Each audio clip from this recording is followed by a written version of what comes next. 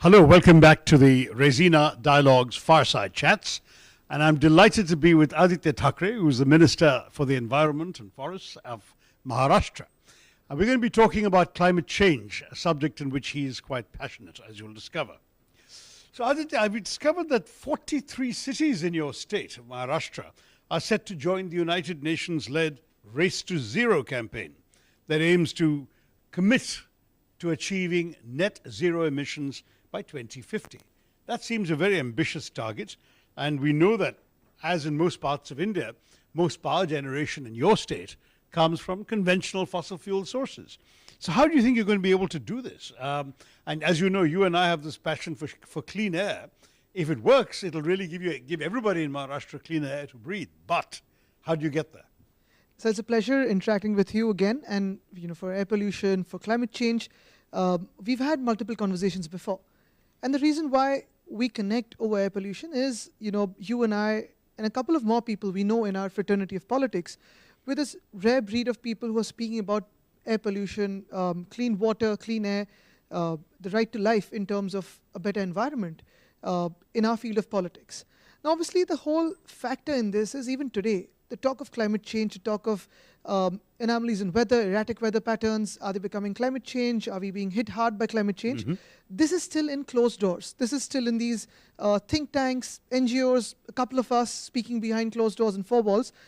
The whole idea really is to bring this to the people, bring it to the common person, to the common man, common woman on the street, to make him or her realize that what climate change is about and how his or her life is being impacted by that. Right. When we speak about 43 cities of Maharashtra that are already a part of Race to Zero and that we had signed up when we were off to COP26, mm-hmm.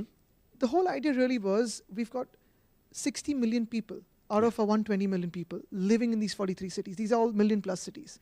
When a city participates in something like a Race to Zero, obviously we've got to look at its decarbonizing of energy, transport, rainwater percolation, rainwater harvesting, energy efficiency, smaller cities, better planned cities. The whole dynamics really changes. And you have urban local bodies, you've got mayors, you've got local MLAs, MPs really participating in something called the Race to Zero. The idea really is to act on ground rather than just speak, get cities to participate. That's almost 51%, 52% of our state to be participating in this. Mm-hmm. And two, our elected representatives that represent these cities, be it the mayors, be it the corporators, be it the MPs or MLAs, to be aware of what climate change is. Because when you and I represent a constituency and we face something like a flash flood or a hailstorm or a heat wave, we often ask our own governments and our own cabinets and our heads of state for compensation. And rightfully so, because the people deserve it, people require it. Of course. But for us to realize why this is happening again and again, I think that is very important. So the crux of joining Race to Zero officially is to move towards this. And yet because I've discovered this the hard way, that when you go back to the constituency and talk to voters, climate change issues are never on their list of priorities to hassle you about. They've got plenty of other things they want their MP or their MLA to do. Climate change? It's a distant concept. How do we change that? No, it is not a political issue as of now. I mean, apart from the political issue that we believe in, globally it is. I mean, you've seen a lot of countries, be the United States of America, United Kingdom, Germany, a couple of them have green parties coming up. You've got a couple of more other countries around the world. But for us, where climate change really hits us hard and drives home a point where is it really relevant to speak about climate change even today is like how you mentioned about coal and thermal power. Mm-hmm. Today, if you look at India, most of us are reeling under a heat wave. Yeah. Just as of now, Vidarbh in our state has got a signal for a heat wave. And obviously when things like these happen, your requirements for cooling go higher, your energy usage goes higher, sure. And you need to expand on your energy production. The most easiest way to do this as of today is coal and thermal power. I mean, coal and thermal power is one and the same, but ideally it is the safest, basically easiest fossil way. Fuels fossil fuel and firm power. What we are really wanting to work around with partners around the world, be it regional governments, national governments, think tanks, is to look at alternative sources of energy that are clean, green, and firm. Because that is very crucial for us as a state. Because, as the state of Maharashtra or even Kerala or Karnataka, Tamil Nadu, Delhi, when we look at development, and urbanization or even rural areas, our requirement for energy is only going to keep going higher. Mm. How do you suffice that? How do you saturate that energy with clean energy? How do you saturate that requirement with clean energy? I think that is the question. I'm told that in Maharashtra, vehicular emissions, which of course we know in Delhi as well, construction operations, which is considerable in your state, paved and unpaved road dust, landfills, open rubbish burning, and industrial emissions all contribute to your pollution. The question is, can we somehow incentivize the private sector as well as the government sector to reduce these sources? Unfortunately, over the past few years, everything that you mentioned right now in terms of thermal power, construction work, road work, paved work, landfill, all of it was seen as symbols of development. Used in through culture. And you've always seen them as symbols of development, because when urbanization happens, you've got construction happening. Cities like Mumbai, that you have buildings which are about 70 years old, 80 years old, they're undergoing change. Newer highways are being built, flyovers are being built. So they are going to have an impact on our pollution. The question really is, and where the private sector really comes into play, and as well as government, both of us together, is, can development be sustainable? Can we ensure that landfills are not being filled up anymore? The legacy waste that we have. We've got to biomine it. The waste that is going to our landfills, can we actually use it locally, collect it locally, segregate locally, and use it for waste to energy? Is that possible in a country like ours, where segregation has never been a habit for the last 20 years? Before that, my grandparents' generation, they used to segregate their waste. The milk pouches that used to come, they used to give it back to the milk person. That's right. Recycling was the thing. Recycling was the thing. Reuse was the thing. We never had to teach the world about the 3 Rs. Now that we've got used to this sense of development, which is, sort of a blur between development and pollution, that is where we're going wrong. And I think sustainability, which was our grandparents' time, I think if that comes back in rolling into our country, that is where we could actually make much more use of it. I was talking to Nitin Gadkari yesterday, the Union Transport Minister, and he's a bit of an evangelist for electric vehicles and for green hydrogen, other forms of energy, because transport is such a big contributor to pollution, to greenhouse gases, to climate change. I understand that Maharashtra has joined hands with EV 100 to boost corporate adoption of electric vehicles. And you have basically been pushing a more expanded, more generous, more liberal electric vehicle policy, right? So can you tell me about this, and also how will it mitigate the air pollution crisis in your state? For us, decarbonizing energy and decarbonizing transport have been two major priorities, because they're important for the entire decarbonization world, and two, transport is also a low-hanging fruit for us. Moving towards clean energy, moving towards electric mobility. I remember the first buses that ran on the streets in India for public transport were Mumbai. And in 2014, 2015, we brought in the first few buses through BMC. They've been electric. What percentage of your fleet would that be? So that was 6 buses. Today we are 386 buses out of 3,000 buses. All right, 10%. By 2025, we're going to hit about 7,000 buses. And by 2027, that is the furthest target that we've set for ourselves. We want to hit 10,000 buses on the streets of Mumbai. Almost 60% of them would be double-decker, and almost every bus would be electric, or if economics prevail and permit us, hydrogen. But even today, right now, hydrogen is not yet commercially scalable, and it's not affordable. Still in the workings, but we might get there if Gadkari has his way. Exactly, but for us as Maharashtra, we had seen this report in between where more than 51% of all the electric vehicles in India are actually running in Maharashtra. Public transport is something we're moving rapidly towards electrification. Private transport is something that we've started moving. Our incentives are doing the magic. We've had almost 500% jump in the last year in terms of registrations of EVs. And for two-wheelers, purchasing a two-wheeler electric is actually way cheaper than an ICE. Through tax incentives or what? Through our state incentives and through the incentives that we are working around with our finance partners, banking corporations and stuff like that. However, and I was making this issue with Mr. Gadkari, and I wasn't totally convinced by his reply. Look at the shortage of infrastructure. Look at the lack of charging stations. I'll tell you a figure I've checked. As of March 25th this year, so just last month, there are a total of 10,76,420 electric vehicles in India and a total of 1,700 public charging stations. Now, if we don't have accessibility everywhere to charging infrastructure, wouldn't the electric vehicle become a burden for us? Isn't it the state's responsibility? It is, and it's more like a public-private partnership that we're looking at. In fact, right now with the EV 100, all the hotels that have signed up with it, all the corporates that have signed up with it, they're opening up their spaces for charging stations in the next 6 months, as close as that. All the bus depots of all public transport infrastructure for all the cities across Maharashtra, we're opening up bus depots for charging infrastructure. Car parks from hotels, all of that will be opened up. But more crucially, I think it is a question of whether you buy a mobile phone first or a charger first. Once you buy a phone, you start looking for a socket. And most of the vehicles that are on streets today, especially the two-wheelers, you can put them in your regular AC/DC socket and charge it. The only difference would be the time of charging. And most vehicles, the maximum 100% charging time is about 3 hours. Going beyond that, we're working with companies around the world for swappable battery infrastructure. And that is something which will be really, really crucial for us. So swappable infrastructure? So if you look at what's happening in some places around the world, especially what we can do in our states and where we have three-wheelers and two-wheelers, the battery sizes for these are smaller. It's almost like your arm's length. Okay. So you basically go to a fuel station, take a battery, pull it out from the charging, put it into your vehicle, put your old battery into it, use it like a utility, and you move ahead.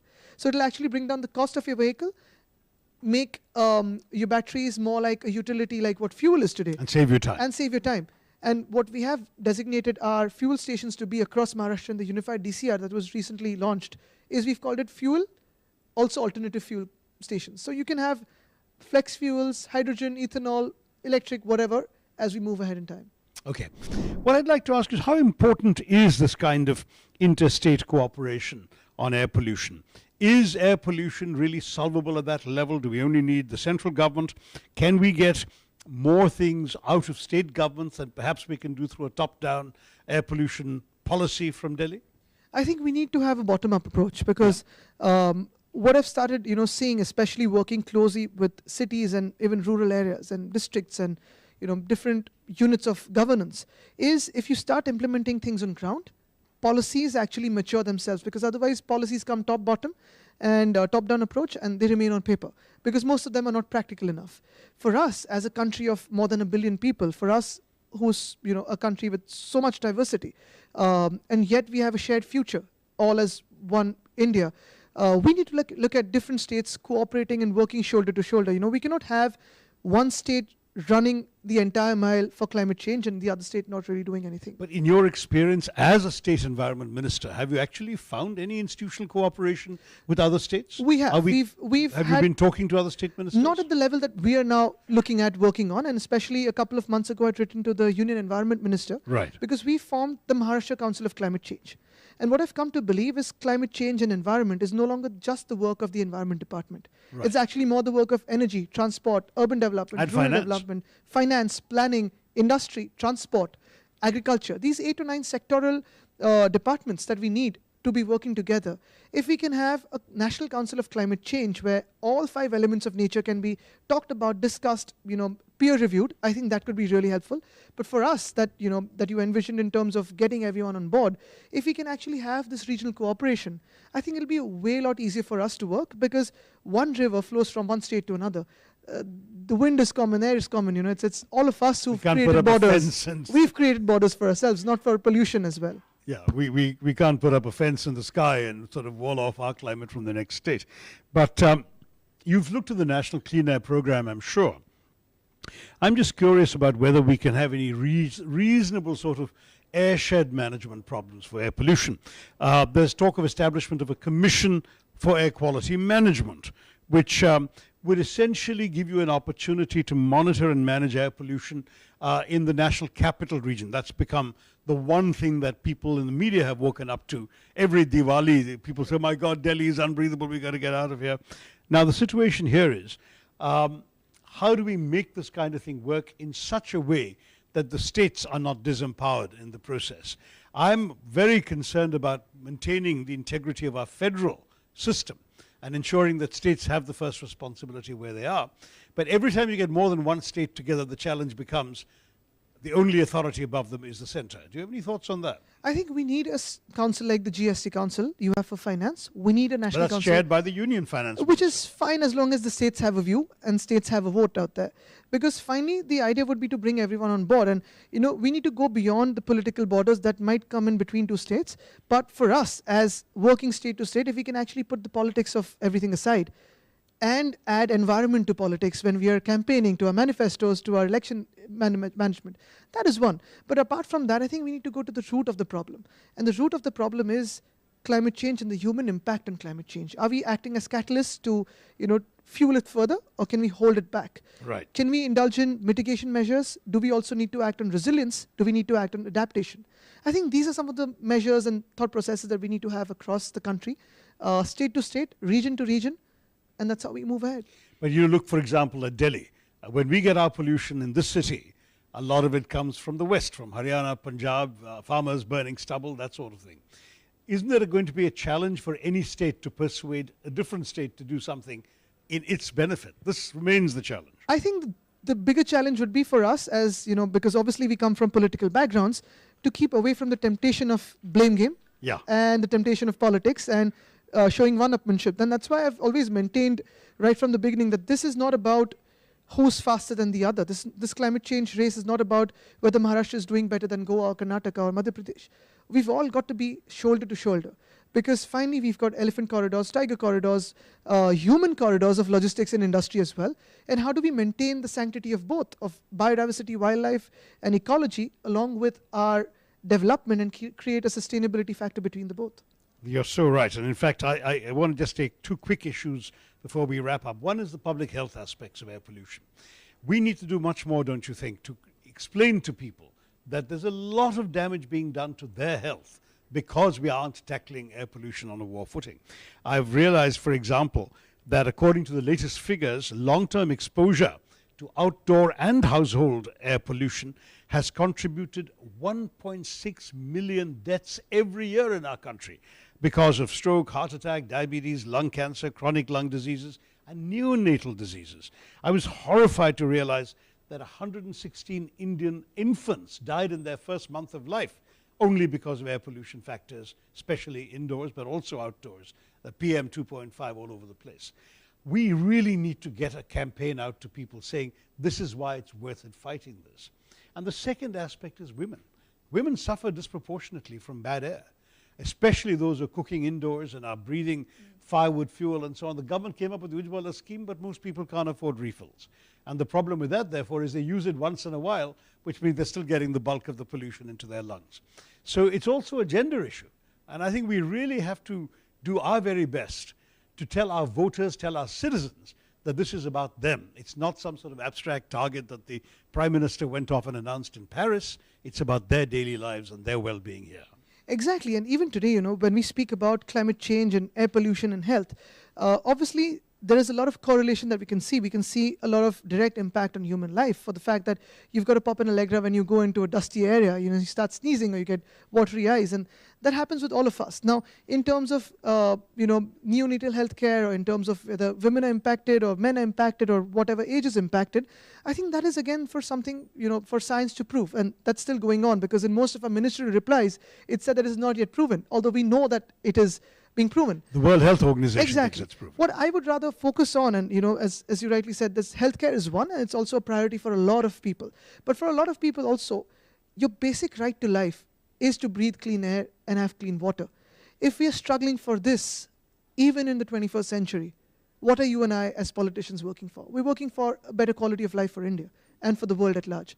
I think that if we, as all politicians across all parties, and regions can come together on, I think that'll be the biggest single moment of reckoning and single moment of realization for India at 75.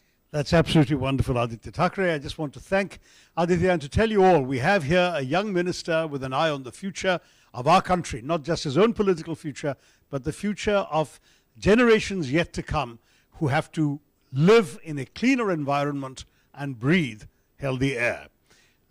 Thank you once again from the Resina Dialogues Fireside Chats.